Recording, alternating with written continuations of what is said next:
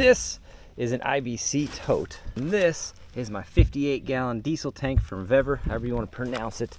Price point, price point, price point. That's what I got to keep emphasizing. It's perfect for the Homestead. It's got a little pump, holds 58 gallons, has a little gauge, has a nozzle, holds the whole 9 yards, and a fancy lid.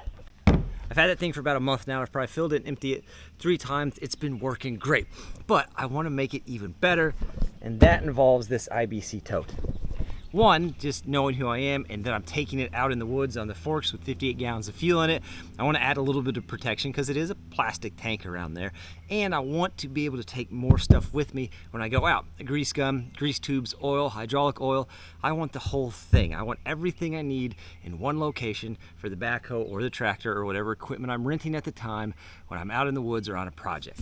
I suppose step one is to measure, make sure it actually fits in here. I'm an overrated step in my opinion, but seems to be all the craze. 38. Oh yeah, plenty of room.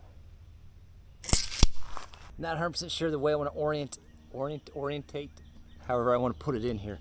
Let's get the bladder out first, then we'll just set it in there and see what she looks like.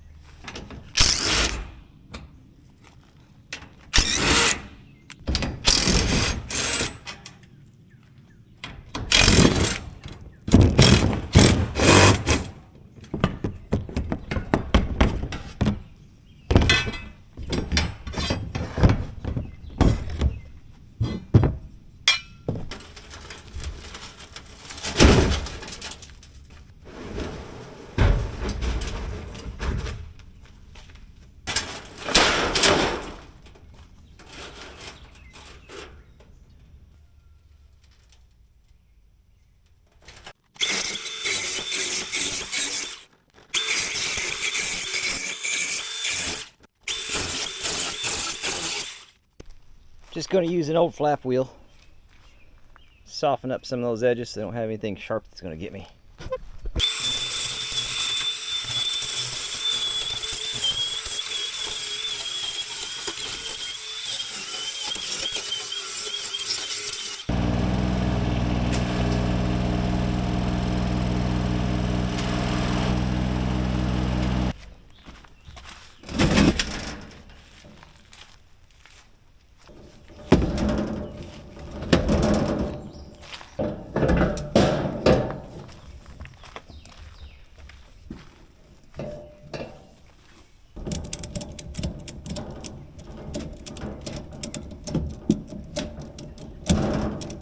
That is looking perfect and exactly kind of the spacing I wanted. I'll show you why here in a second, but we're good there.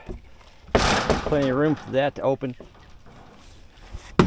That should work fine. If you're thinking that, Mike, that needs to be centered because whenever you fill it up, it's going to be leaning your forks. We're only going to pick it up from this side, and that's because of how the skid's made. There's a support that runs from here to the other side. So whenever I bring forks in from here, the tip of the forks will sit on the front of that support.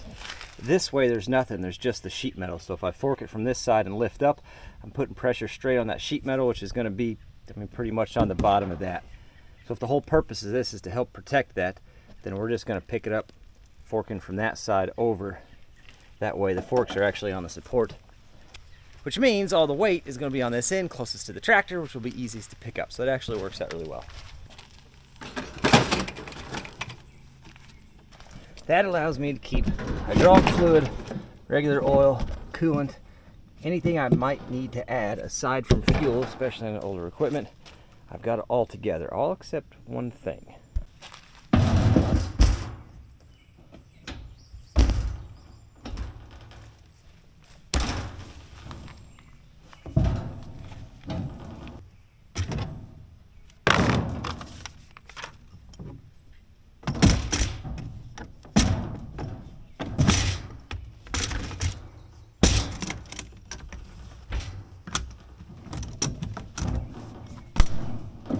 Now I can store my lock and lube grease gun on here as well in this Stanley Fat Max box. And I know what you're thinking, Mike, that's not a Stanley Fat Max box. That's a $200 toolbox from Artillion Tractor. Well, I spent the $200 on this probably like 5 months ago to confirm my suspicions that that is in fact a $40 Stanley Fat Max toolbox after I saw it on another channel. It says Stanley right there. Let me grab my $40 Fat Max toolbox so we can compare. This is my Stanley Fat Max. I've got like 3 of these. And they're like 40 bucks. They last forever. My oldest one is like 15 years. This is just a year old. I keep a chain fall in there and some cobwebs. You never know when you might need them. Stanley, you see the measuring. You see the water seal brag. You see this plate right here. And of course the big Stanley Fat Max sticker. You see the water seal. You see the plate that no longer says Stanley Fat Max on it. But there is some glue residue as if there's a decal there. Stanley. Yeah, it's the exact same. So if you're looking at the Artilian toolbox, they do just sell the brackets individually, and you could buy those and a $40 Fat Max toolbox and be money ahead. They got me. They got me good on that one, that's for sure. I had to know though. Curiosity got the best of my wallet on that one. Yeah. Those Fat Max boxes are great boxes, by the way. They are really weather tight. I've never had an issue with them, and they do last forever. They're a good box. Then I can pick up some more tubes of grease, and I keep the tubes of grease in here. And I might pick up another watertight box that I can just lay on the bottom down there. Throw some miscellaneous wrenches in there, like the wrenches for the fuel lines. If I need to bleed the lines on the 555 like I did the other day when I ran out of fuel, maybe some extra zip ties, hose clamps, that kind of stuff, the minor repair, get it back to the shop kind of things. I might do this, but I'm pretty excited about this setup. I'm gonna say it. I think this is the perfect Homestead setup, although I did just notice one flaw with where I have the toolbox. Hold on. We're almost the perfect setup. There we go. Now it's not in the way. I did have a few people suggest that I get a battery with a trickle charger so that I always have power for the pump, but I'm not too concerned about it. Even with it sitting on the skid, the cable that comes with it is plenty long enough to reach the battery, even if I want to fuel from there to the tractor.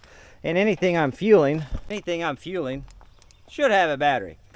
And if what I'm fueling, the battery's dead on, then I've got to get a battery anyway.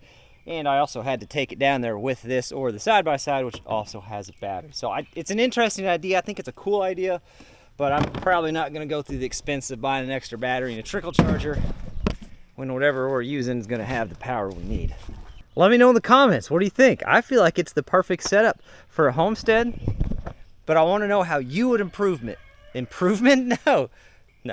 I don't care how you improvement, but I would want to know, how would you improve it? How would you make this better? I'm open to ideas and suggestions, anything that's going to make my life easier and save me time so I can be more productive, or somebody who's watching the video to help them out as well.